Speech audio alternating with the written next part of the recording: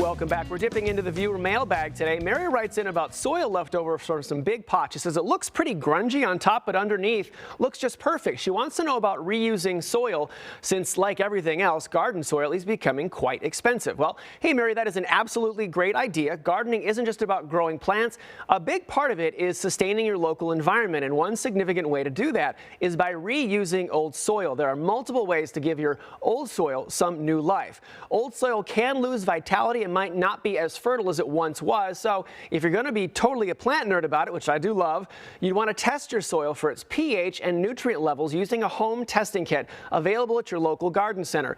Based on the test, if the soil is too acidic, you add lime. If it's too alkaline, you add sulfur. To replenish nutrients, you'd mix in well-decomposed compost or aged manure or a slow-balanced, slow-release fertilizer. If you're using the old soil to set up new raised garden beds, it's even easier because old soil can serve as a great foundational layer and will be enriched as the fresh soil on top will have nutrients trickling downward over time.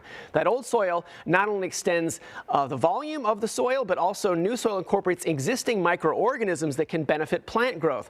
Old soil can also be excellent to add to your compost pile, acting as brown material to balance out the green materials like kitchen scraps and pesticide-free lawn clippings, which are rich in nitrogen.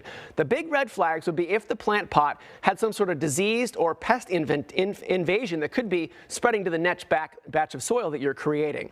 Now, many viewers have been emailing in about our mild winter and when they can start planting things in Chicago. Climate data tells us a little too early to get really excited, despite us coming out of a winter that was about a degree cooler than average, but not at all very snowy.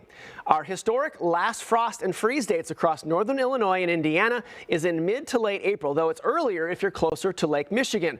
Optimistic gardeners, of which I count myself among them, can certainly get off to an early start, but it will always be a statistical risk of losing out to a spring frost. But paying attention to the forecast and knowing how to mitigate for upcoming cold snap will increase your odds of survival for those plants. Now, for certain plants like the notoriously warm weather loving tomatoes and peppers, this is way too soon. But for cooler crops and fast growing things like lettuce and radishes, certainly worth a try if your green thumb is getting a little itchy after our long winter.